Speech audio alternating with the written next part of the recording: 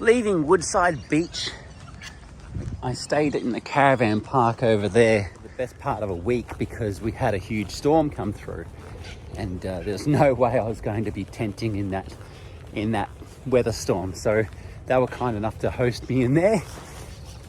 But it is time to get going. I've been itching to go. The weather's been pretty good the last couple of days, and but I decided to rest my feet, rest up. And but now, get back to it. Oh, and I've got my beautiful sandals on because I'm going to be doing, let's get up here, about 30 kilometers today. It's about 8 in the morning. There we go. Sweet.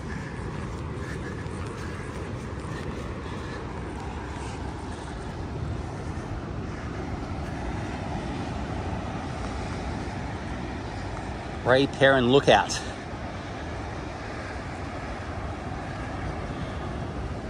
Brilliant. So I'm beach walking for the next 25-30 kilometers, and having the sandals is going to be a lot easier on my feet, but it doesn't matter if you get sand all in them. It doesn't matter if they get wet. Whew. Yeah. See, it's nice and hard on here.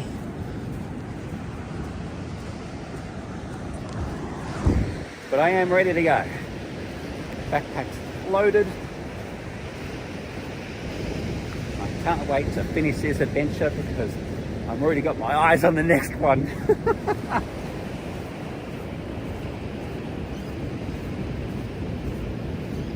It's bright though. Good thing I got sunscreen on.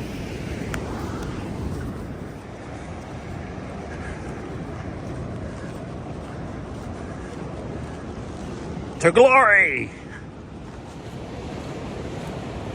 This is something different. Today's the 13th of June 2025. I just had my 48th birthday a couple of days ago on the 10th of June. And I'm currently walking 90 Mile Beach in Victoria, which is considered either one of the longest or second longest unbroken, continuous beaches in the world. It's called 90 Mile Beach. And actually it's about 151 kilometers. But the crazy... You want to know what an injury to your foot could be like when you're hiking long distance? Here we go, ready? There you go. Ripped open the side of my heel. And I'm really grateful that I'm at the ocean, so I can just woo! That came up a little high. That was higher than I expected. Came right up on my shorts. But anyway, nothing like some salt water to heal a wound. I developed that early on. It was a blister on the side of my heel, and it had actually healed, but the wet shoes, the sandals I was wearing, rubbed them down to they started bleeding. So I've taken those off. As much as I prefer to keep them on, I just don't want them to keep rubbing down further and further till it becomes an actual major problem. So I'll walk barefoot for now, keep going into the ocean, and the salt water will help heal that quite nicely. It'll recover. It's a mere flesh wound. But you got to be careful of these things. You can't let them get out of control, right? So I'm walking barefoot, and when I get to the next campground, I'll clean it all up disinfect it, and then put some band-aids on. Then I'll probably be able to put those shoes back on once the band-aids are on, because they'll create a friction point. So it's not my feet that are the friction point, the band-aid will be the friction point, the sacrificial lamb. It's a little surreal when you're walking for such a long period of time on a beach and you're the only one here. It's such a, I won't say remote section of beach, but it's hard to get to because there's no road access. Or very, very little. There is road access at certain points, but not like, there's no road going along the length of this section of beach.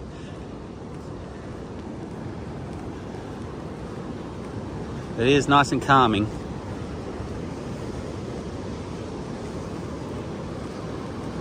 Just a lot of seashells and rocks here. Gotta be careful I don't cut my foot now.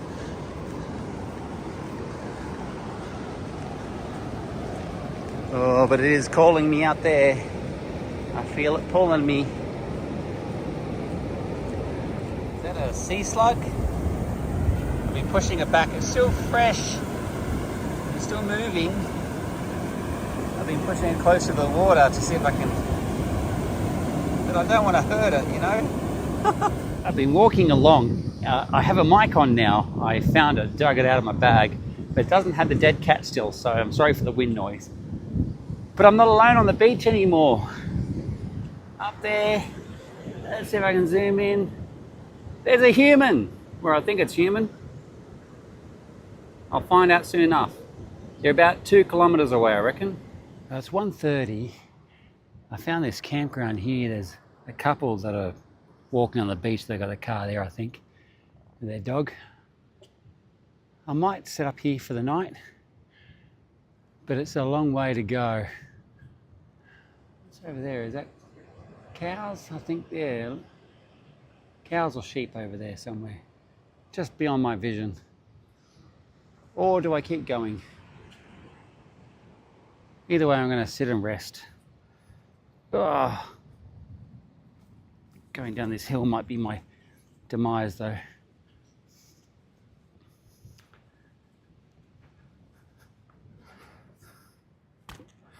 I decided to set up camp here. I think it's on a slight angle. It's a light, well, I say it's light, it's 2.5 kilograms, but it's light enough for me to, pick up and move. But I'm going to put the fly over the top, obviously, so I don't get damp overnight. But it's significantly bigger, so I have yet to put the air mattress up, but I can sit everything in here. I can put my bags in here and I'm dry overnight. But I'm trying to work out whether I'm here, which feels like it's a little bit out of the breeze, or on this grassy patch just here. The downside is I feel the breeze a bit more on here, but I don't like being so close to this grass right here. So yeah, and it's really rough. So it looks like I'm going to stay where I'm set up. I just might shuffle it. And you might think, oh, I'm near the grass over here, but it's a little different over here. I'm not sure why. I just feel a bit safer on this side than I do on that side. I could always, bring it over here onto the sand. It's probably not a bad idea. But I feel also more breeze here. So, and I don't want to go there because there's cars come in here. And I think it's because they're using that. I want to be out the way a little bit. So maybe I might pull it back a little bit, just a little bit. But I'll be around about 1 meter away from that grass once I'm set up, and I should be fine. Well, there we have it. I've got my night shirt on. It's a nice thicker cotton shirt, and I use this when I'm relaxing, so I don't have just the thin shirt on. I still have that on because it is going to get cold. But that is where I'm sleeping tonight. It's not bad. The tent's a good size. Like I said, it's a little heavier than the last one, twice as heavy. But I'm right next to this path here. There's a road, so there will be, and I have seen cars come up and down already. But I am far enough off, I won't get run over, But yeah, I'm just going to leave that for a second, and I'm going to go back to the beach for a moment. So let's see where this comes out. Oh, my feet are covered in sand, which is really hard to get off when you've got no broom or brush or something like that. Oh, yeah, baby. If this was more open, I'd just stay here. Wild.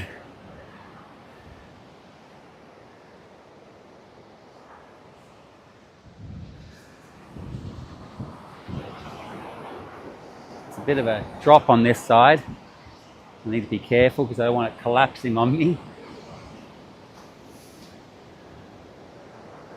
90 Mile Beach. How gorgeous. And so the ocean out there is just so clear. Oh, I see one little boat out there. It's the first one I've seen in 3 days, I think. Right on the horizon. I think he's gone. I can't even see him now. Must have just bobbed up. Oh, there he is. Back again. He's over. Where'd he go? There he is. Just there in the middle. That's a long way out. I've really enjoyed walking 19 Mile Beach. The 150 kilometers stretch of just beach. I love it, and I love walking through the wake. Not so much with 20 kilograms on your back, but I still love walking through the wake nonetheless. I had my hiking stick with me just to make sure I didn't trip over, and that was pretty sweet.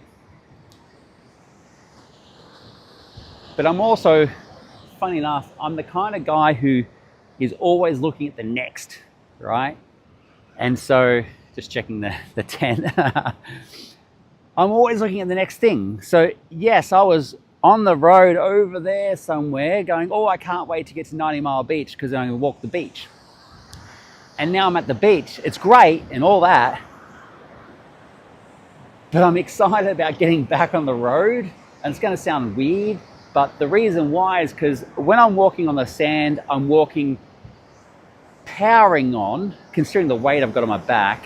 I've got very sore feet. I got some damage to my heel, and I don't mean like a band-aid fix damage. I mean, probably need a doctor damage. But at best, powering through, I can go 3 kilometers an hour, right? That's my time. Whereas on the bitumen or on the track, I'm doing like 5. So when I go to budget time, you know, thinking, oh, that's going to take me, 7 hours to walk. No, it's more like 9 or 10 hours on the beach. So it is slowing me up, and that does kind of, I don't know, it plays with your mind a little bit, doesn't it? Because you're not really progressing like you would want to. So it's quieter on this side. But yeah, so going back on to the road has its other problems. You're on the road. You haven't got it, the scenery is not as nice or interesting. But I can power through, and I really need to power on through. So I need to make up some ground.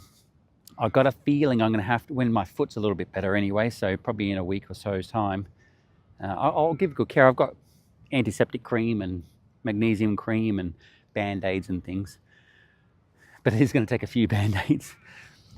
But once I get back into the rhythm of walking on a track, I think I need to raise my daily kilometers to 30 kilometers a day.